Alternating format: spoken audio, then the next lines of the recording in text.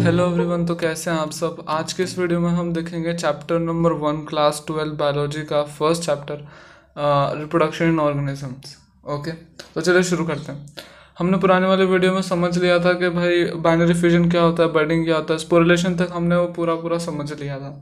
अब यहाँ पर जो डायग्राम है स्पोरिलेशंस के, हम वो सब समझेंगे, क्योंकि ये वाले डायग्राम्स बहुत ज़्यादा इंपॉर्टेंट है। क्योंकि एनसीईआरटी के मतलब हर एक चीज़ इंपॉर्टेंट होती है। अब एग्जांपल से ये जो एग्जांपल दिए डायग्राम में, और ये सारे एग्जांपल्स आपके एग्जाम में ऑब्जेक्टिव के फॉर्म्स में आ सकते हैं। ओके, तो ये सेक्सुअल रिप्रोडक्शन के कुछ स्ट्रक्चर्स हैं, ठीक है, ये स्पेशल स्ट्रक्चर्स हैं, ठीक है। अपार्ट फ्रॉम ऑल दिस, ये स्पेशल स्ट्रक्चर होते हैं सेक्सुअल रिप्रोडक्शन के। तो हम ये डायग्राम समझ लेते हैं कि डायग्राम है क्या। फिगर 1.3 है। तो सबसे पहला कह रहा है जूस्पोर्स ऑफ क्लैमिडोमोनास। ये पहला क्या है, जूस्पोर्स ऑफ क्लैमिडोमोनास है। ये पहला वाला स्ट्रक्चर ए, जूस्पोर्स ऑफ क्लैमिडोमोनास। आपको देखने के से क्या समझ में आ रहा है? देखिए, सबसे पहले तो ये जो बाहर की जो कवरिंग है, पहले ये पूरा का पूरा क्लैमिडोमोनास होगा। इसके अंदर इसके अंदर छोटे छोटे चीज़ें हैं, इस जूस पोर्स है, इसके अंदर इतने सारे जूस पोर्स हो गए कि ये बर्स्ट आउट कर गया और बहुत सारे जूस पोर्स फॉर्म हो गए। अब ये इतने सारे जूस पोर्स बड़े होकर खुद क्लैमिडोमोनास बन जाएंगे। आपको ये समझ में आया ये वाला डायग्राम? इसका नाम क्या है? Juice pores of Chlamydomonas. अब बी वाला हम देखें, बी वाला डायग्राम, तो ये है conidia of Penicillium. Conidia of Penicillium, इस पूरे ऑर्गेनिज्म का नाम है पेनिसिलियम, ठीक है। इस प्लांट का लगभग मतलब पेनिसिलियम नाम है, पेनिसिलियम। और देख रहे हैं आप ऊपर छोटे छोटे गोल गोल स्ट्रक्चर, जिसे हम कोनिडिया कह रहे हैं। क्या होता है, अब जैसे अगर कोई विंड चला या फिर कुछ भी हुआ, ये जो कोनिडिया ज़मीन पर गिर गया, फिर यहाँ से जो ज़मीन पर गिरा, ज़मीन से वो नया ऑर्गेनिज्म बना देगा। इसी के जैसा एक पेनिसिलियम बन जाएगा। तो ये वाला आपको समझ में आया, ए सेक्शन में स्पेशल स्ट्रक्चर आपको समझ में आया, ठीक है। बी वाला डायग्राम क्लियर है। हाइड्रा हम लोग बात कर चुके हैं, मतलब बर्डिंग तो हम बात कर चुके हैं। देखिए बर्डिंग में क्या होता है, अनइक्वल डिवीजन होता है, हमने पढ़ा था, ठीक है। यहाँ पर साइड में बर्ड फॉर्म कर रहा है, बर्ड एक अनइक्वल साइज में है, मतलब हाइड्रा से छोटा है। ओके, फिर ये सेपरेट हो जाएगा अपने पेरेंट से, जो बर्ड होता है वो सेपरेट हो जाएगा, फिर बाद में मैच्योर कर जाएगा कंप्लीट हाइड्रा में। डी है जो है वो गेम्यूल्स इन स्पॉन्जेज है। क्या? जेम्यूल्स इन स्पॉन्ज, ये एक स्पॉन्ज है। ओके, इसका क्रॉस सेक्शन काट के हमको दिखा रहा है ये जेम्यूल्स इन स्पॉन्ज। इससे भी एक नया ऑर्गेनिज्म उग जाता है। तो आप ये चारों के चारों एग्जाम्पल्स याद रखिएगा। जूस्पोर्स ऑफ क्लैमिडोमोनास, बी है कोनिडिया ऑफ पेनिसिलियम, सी है बर्ड्स इन हाइड्रा, और गेम्यूल्स इन स्पॉन्ज, ये वाला आप याद रखिएगा। ओके, तो चलिए, जो अभी हमने डायग्राम में समझा उसी का हम पैराग्राफ पढ़ लेते हैं, ताकि अच्छे से समझ में आ जाए एनसीईआरटी का, ठीक है। तो मेंबर्स ऑफ किंगडम फंजाई, जो मेंबर्स होते हैं किंगडम फंगी के और सिंपल प्लांट्स के, जैसे कि एल्गे हो गए, रिप्रोड्यूस करते हैं स्पेशल एसेक्सुअल रिप्रोडक्टिव स्ट्रक्चर से। किससे रिप्रोड्यूस करते हैं? स्पेशल एसेक्सुअल रिप्रोडक्टिव स्ट्रक्चर से वो रिप्रोड्यूस करते हैं। कौन रिप्रोड्यूस करते हैं?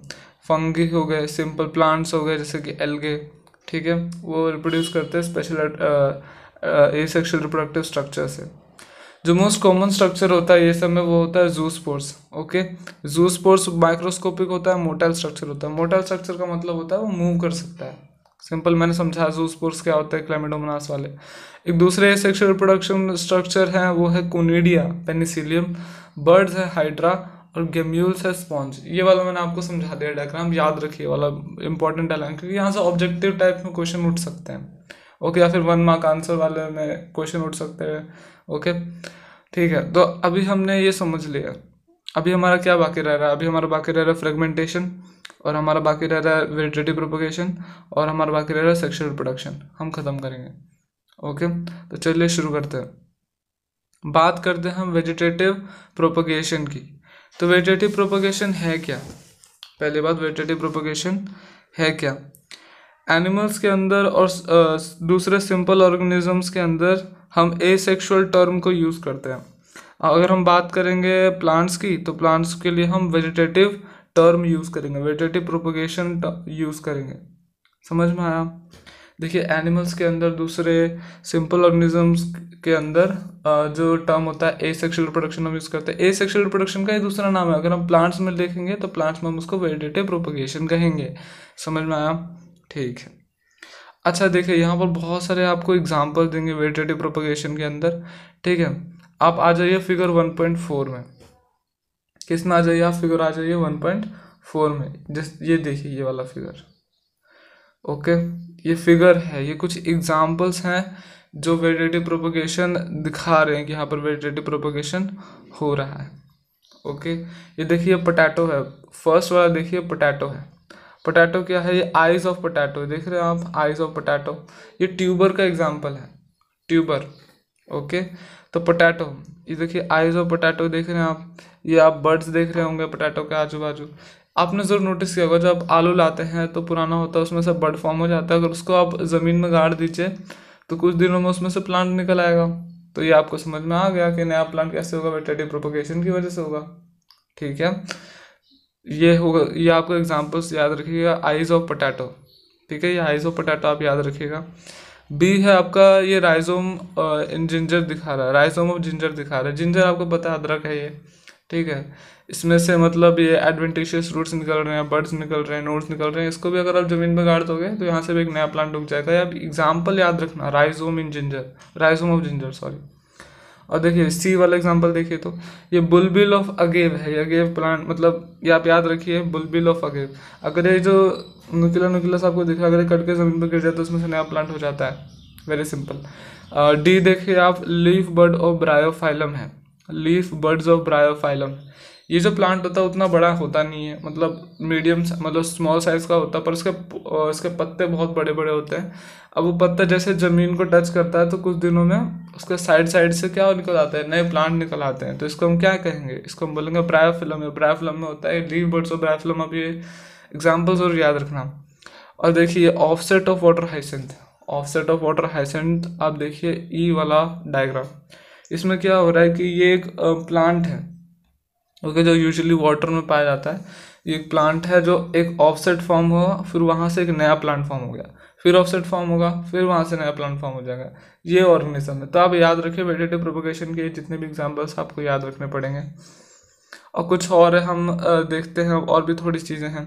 जैसे वेजिटेटिव प्रोपगेशन में बता रहा है रनर होता है, राइजोम मैंने समझा दिया, सकर होता है, ट्यूबर में आपका पोटैटो आ जाएगा, जो हमने देखा था ना पोटैटो, ये ट्यूबर का पार्ट हो जाएगा, ठीक है। ऑफसेट आ जाएगा, ऑफसेट में हमने देखा था white water hyacinth, very simple. Bulb देखिए, बल्ब जो है, बल्ब आपको ओनियन और गार्लिक में देखने को मिलता है। उतना नहीं लिखा है इसके अंदर, आप इतना याद रखिए कि क्या क्या चीज़ होती है। रनर, रनर में ग्रास आ जाएगा, राइजोम, सकर, ट्यूबर, ऑफसेट और बल्ब आ जाएंगे। सारे नए ऑर्गेनिज्म को फॉर्म करने के केपेबल हैं, ओके। ये स्ट्रक्चर्स को हम क्या बोलते हैं? वेजिटेटिव प्रोपग्यूल्स बोलते हैं। जितने भी आपको ये सारी चीज़ें हो गई, इसे हम बोलते हैं runner, rhizome, sucker, tuber, offset, bulb. ये सारे नए ऑर्गेनिज्म को फॉर्म करने केपेबल होते हैं और उनको हम बोलते हैं वेजिटेटिव प्रोपग्यूल्स, ओके। देखिए फ्रेगमेंटेशन क्या होता है? जो बॉडी होती है ब्रेक करती है डिस्टिंक्ट पीसेस में, मतलब फ्रेगमेंट्स में। हर फ्रेगमेंट ग्रो कर जाता है एक न्यू एडल्ट में, ठीक है, जो प्रोड्यूस कर सकता है ऑफस्प्रिंग। इसको हम क्या बोलते हैं? फ्रेगमेंटेशन बोलते हैं। समझिए, जो बॉडी है, मान के चलिए एक ऑर्गेनिज्म है, उसकी बॉडी मान लीजिए टूट जाएगी या फिर ब्रेक कर जाएगी, तो दो पीस हो गए, एक का दो हो गया। अब ये दोनों जो पीस है ना, ये नए ऑर्गेनिज्म बना देगा, ठीक है। तो हो गया ना एक नए ऑर्गेनिज्म का रिप्रोडक्शन। तो इसे हम कहेंगे फ्रेगमेंटेशन, इसे हम कहेंगे फ्रेगमेंटेशन। देखिए इसका एग्जांपल दे रहा है हाइड्रा, ठीक है, आपने 10th में पढ़ा होगा, ये आपने 10th में भी पढ़ा होगा। इसका एग्जांपल स्पिरो 11 भी है, जो कि केल्गी है। फ्रेगमेंटेशन समझ में बहुत सिंपल है। देखिए एक ऑर्गेनिज्म है, दो पीस में बढ़ गया है और दोनों के दोनों पीस एक न्यू ऑर्गेनिज्म बन जाते हैं, उसे हम क्या कहेंगे? Fragmentation, very simple. देखिए यहाँ पर एक और चीज़ लिखी हुई है, देखिए जो हमने पढ़ा था एग्जांपल वाटर हाइसिंथ का, उसके बारे में थोड़ी सी 4-5 लाइनें हैं जो आपको समझ लेनी चाहिए। ये आप समझ लीजिए। देखिए टेरर ऑफ बंगाल कहते हैं इसको, है ना। इसको क्या कहते हैं? इसको हम कहते हैं टेरर ऑफ बंगाल। ये कुछ नहीं है, बस एक एक्वेटिक प्लांट है वाटर हाइसिंथ, जो one of the most invasive weeds है, जो कहीं पर भी उग जाता है। जहाँ पर खड़ा पानी मिलता है वहाँ पर उगना चालू हो जाता है। खड़ा पानी मतलब स्टैंडिंग वाटर, कुछ मतलब हिल तालमेल नहीं, एकदम स्थिर पानी, वहाँ पर वाटर हाइसिंथ बनना शुरू कर जाता है। ये ऑक्सीजन निकालता है वाटर से और फिशेस की डेथ हो जाती है। ये क्यों लाया गया था इंडिया में, ये इसलिए लाया गया था कि इसके फ्लावर्स बहुत ज़्यादा ब्यूटीफुल थे, इसके शेप ऑफ लीव्स बहुत अच्छे थे, तो इसको मतलब लाया गया। हमको नहीं पता था ये ऐसे कर देगा, ये मतलब शॉर्ट पीरियड ऑफ टाइम में फिनोमिनल रेट में बहुत ज़्यादा तेज़ी से बढ़ जाता है, और इससे इसको बाहर निकालना में थोड़ा मुश्किल हो जाता है। देखिए, हमने जितनी भी चीज़ें अभी पुराने में पढ़ी डायग्राम में, वो सारी की सारी चीज़ें इधर लिखी हुई है, ठीक है, ओके। हमने जितनी भी चीज़ें पढ़ी वो सारी चीज़ें यहाँ पर लिखी हुई है ब्रायोफिल्म के बारे में, हर एक चीज़ के बारे में। तो आप अगर इसको एक बार रीड करेंगे, आप इसको समझेंगे, तो आपको सारी की सारी चीज़ें समझ में आ जाएंगी, ओके। तो हम अभी आगे बढ़ते हैं, हम बढ़ते हैं सेक्सुअल रिप्रोडक्शन की तरफ, ओके। तो सेक्सुअल रिप्रोडक्शन के अंदर आप सबसे पहले समझो कि सेक्सुअल रिप्रोडक्शन होता क्या है। डायग्राम नहीं, सेक्सुअल रिप्रोडक्शन में आप इसको सबसे पहले डेफिनेशन देखो क्या होता है कि भाई दो पेरेंट्स अपोजिट सेक्स के होने चाहिए जो पार्टिसिपेट करते हैं रिप्रोडक्टिव प्रोसेस में, और इन्वॉल्व होता है यहाँ पर मेल और फीमेल गैमेट्स का फ्यूजन, तो उसे हम कहते हैं sexual reproduction. Two parents opposite sex participate in the reproductive process and also involve fusion of male and female gametes is called sexual reproduction. Very simple. Okay, तो आगे बढ़ते हैं। सेक्सुअल रिप्रोडक्शन के अंदर फॉर्मेशन होता है मेल फीमेल गैमेट्स का, same individuals के द्वारा भी हो सकता है, डिफरेंट इंडिविजुअल्स के द्वारा भी हो सकता है, अपोजिट सेक्स के। ये जो गैमेट्स होते हैं फ्यूज करते हैं तो फॉर्म करता है जायगोट, जो डेवलप करता है फॉर्म करता है न्यू ऑर्गेनिज्म को। ये एक एलैबोरेट कॉम्प्लेक्स और थोड़ा स्लो प्रोसेस होता है अगर हम कंपेयर करें एसेक्सुअल रिप्रोडक्शन से, क्योंकि एसेक्सुअल रिप्रोडक्शन में कुछ वेरिएशन है नहीं, यहाँ पर बहुत सारी चीज़ें हैं। एसेक्सुअल रिप्रोडक्शन थोड़ा फास्ट है और सेक्सुअल रिप्रोडक्शन थोड़ा स्लो है, ठीक है। एक चीज़ हमको देखने को मिलती है कि भाई जितनी भी स्टडी हुई है diverse organism, plants, animals, fungi की, वो दिखाता है कि भाई वो कितना ज़्यादा बाहर से दिखने में अलग हैं, कितना ज़्यादा अंदर से दिखने में अलग हैं। अंदर से बहुत सारी चीज़ें अलग है, पर सेक्सुअल मोड ऑफ रिप्रोडक्शन के अंदर सरप्राइजिंगली एक सिमिलर पैटर्न देखने को मिलता है, ठीक है, okay.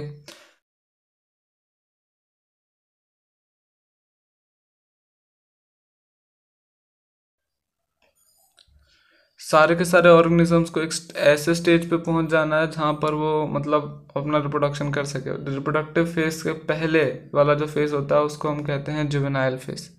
The period of growth is called juvenile phase. इसको हम वेजिटेटिव फेज भी बोलते हैं प्लांट्स में। एनिमल्स के अंदर जुवेनाइल फेज बोलेंगे, प्लांट्स के लिए हम वेजिटेटिव फेज बोलेंगे। Very simple. जो एंड होता है जुवेनाइल और वेजिटेटिव फेज का, वो उससे मतलब इसका क्या मतलब है, जुवेनाइल फेज खत्म हुआ मतलब रिप्रोडक्टिव फेज शुरू हो गया, ठीक है। जो हमें हायर प्लांट्स में देखने को मिलता है जब वो फ्लावर करते हैं, ठीक है। आप कैसे बता सकते हो किसी फ्लावरिंग प्लांट में कि उसमें रिप्रोडक्टिव फेज आ गया, उसमें फ्लावरिंग हो रही है, ओके, ठीक है। उसमें क्या हो रही है, उसमें फ्लावरिंग हो रही है। अब देखिए ये वाला पैराग्राफ पढ़ते हैं, इसमें कुछ एग्जांपल्स है जो बहुत ज़्यादा इम्पोर्टेंट है।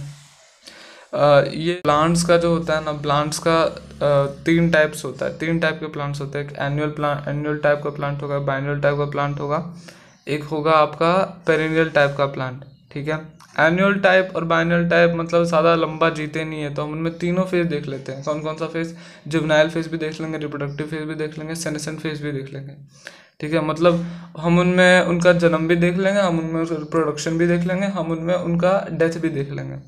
लेकिन जो पेरेनियल जो टाइप के जो प्लांट्स होते हैं वो बहुत लंबा जीते हैं भैया, मतलब 200-300 साल तक जीते हैं, तो हम उनका जुवेनाइल फेज तो देख लेंगे, जुवेनाइल फेज, या फिर कलर वेजिटेटिव फेज तो हम उनको देख लेंगे, लेकिन हम रिप्रोडक्टिव फेज भी देख लेंगे, लेकिन उसका सेनेसेंट नहीं देख पाएंगे क्योंकि हम उतना लंबा जिएंगे ही नहीं। तो यहाँ पर कुछ एग्जांपल्स है, जैसे देखिए कुछ प्लांट्स है जो एग्जिबिट करते हैं अनयूजुअल फ्लावरिंग फिनोमिनन, मतलब अनयूजुअल फ्लावरिंग होती है उनमें, जिनमें से जैसे कि बैम्बू है जो पूरी ज़िंदगी में सिर्फ एक बार फ्लावर करता है 50 से 100 साल में, ठीक है।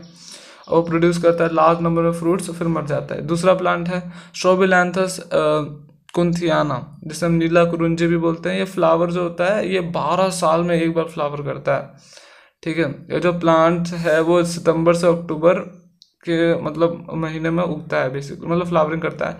इसकी इतनी ज़्यादा फ्लावरिंग होती है कि लास्ट ट्रैक को हिल एरियाज में पाया जाता है, केरला, कर्नाटका, तमिलनाडु में बहुत लार्ज नंबर में हो जाता है। तब ब्लू स्ट्रेचेस फॉर्म हो जाते हैं, एकदम ब्लू ब्लू हो जाता है और लार्ज नंबर में टूरिस्ट को अट्रैक्ट करता है। एनिमल्स के अंदर जुवेनाइल फेज होता है, उसके इसके साथ साथ मॉर्फोलॉजिकल और साइकोलॉजिकल चेंजेस भी होते हैं एक्टिव रिप्रोडक्टिव बिहेवियर के लिए।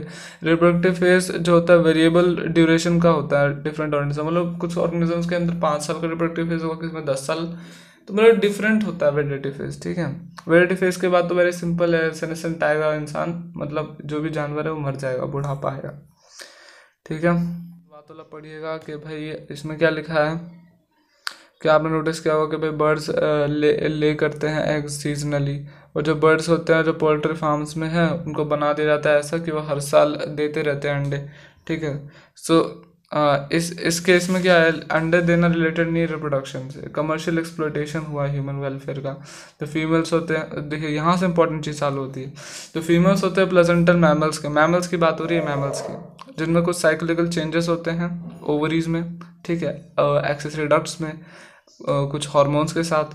ये रिप्रोडक्टिव फेज के दौरान होता है, जुवेनाइल फेज में नहीं होगा, सेनेसेंट फेज में तो बुढ़ापा आ जाएगा, रिप्रोडक्टिव फेज में होगा किसके अंदर, फीमेल्स के अंदर। ठीक है, नॉन प्राइमेट मैमल्स के अंदर जैसे कि काउस हो गए, शीप हो गए, रैट्स हो गए, डियर हो गए, डॉग्स हो गए, टाइगर हो गया, इन सब के अंदर साइक्लिक चेंजेस होते हैं रिप्रोडक्शन के दौरान। उसे हम क्या कहते हैं, उसे हम कहते हैं ओइस्ट्रस साइकिल। उसे हम क्या कहते हैं, ओइस्ट्रस साइकिल। ठीक है, प्राइमेट्स की बात करें तो प्राइमेट्स में जैसे मंकी आ गया, एप्स आ गए, ह्यूमंस आ गए, इसमें क्या होता है, इसमें होता है मेंस्ट्रुअल साइकिल। क्या होता है इसमें, मेंस्ट्रुअल साइकिल। बहुत सारे मैमल्स स्पेशली ऐसे जो नेचुरल वाइल्ड कंडीशंस में रहते हैं एग्जिबिट करते हैं सब साइकिल। फेवरेबल सीजन में रिप्रोडक्टिव सीजन में ही करते हैं, रिप्रोडक्टिव फेज में करते हैं। उसको हम क्या कहते हैं, इन ऑर्गेनिज्म को हम कहते हैं सीजनल ब्रीडर्स। इन ऑर्गेनिज्म को क्या कहते हैं, सीजनल ब्रीडर्स। बहुत सारे मैमल्स होते हैं वो रिप्रोडक्टिवली एक्टिव होते हैं पूरे साल। कुछ ऑर्गेनिजम्स होते हैं ना जो पूरे साल रिप्रोडक्शन कर सकते हैं, हर साल, तो उसको हम क्या बोलते हैं, कंटिन्यूअस ब्रीडर्स बोलते हैं। और कुछ ऐसे ऑर्गेनिजम्स होते हैं जो सीजन वाइज रिप्रोडक्शन करते हैं, मतलब कोई सीजन आया तभी रिप्रोडक्शन करेंगे, ऐसा नहीं करेंगे तो हम क्या कहेंगे, सीजनल ब्रीडर्स कहेंगे। ओके ओके, देखिए रिप्रोडक्टिव फेज के बाद सीधे आ जाएगा आपका सेनेसेंट फेज, बुढ़ापा आ जाएगा, फिर वो लीड करता है डेथ की तरफ। बहुत ज़्यादा सिंपल है। प्लांट और एनिमल्स के अंदर हार्मोन्स रिस्पॉन्सिबल होते हैं, थ्री फेजेस के लिए ट्रांसफर में हार्मोन्स रिस्पॉन्सिबल होंगे। इंटरेक्शन होगा हार्मोन्स और सर्टेन एनवायरमेंटल फैक्टर्स के बीच में, रेगुलेट करेंगे रिप्रोडक्टिव फेज को, associated behavioural expression of organism. Events in sexual reproduction हमको अभी पढ़ना है। ठीक है, अभी हम मेन पार्ट पे आ रहे हैं। ठीक है, तो अगर आपने हमारी पुराने वाली वीडियो नहीं देखी है तो आप ज़रूर चेकआउट कीजिए, लिंक जो है वो डिस्क्रिप्शन में आपको मिल जाएगी। ठीक है, अगर आपको वीडियो अच्छा लगा तो लाइक कीजिए, सब्सक्राइब कीजिए। ठीक है।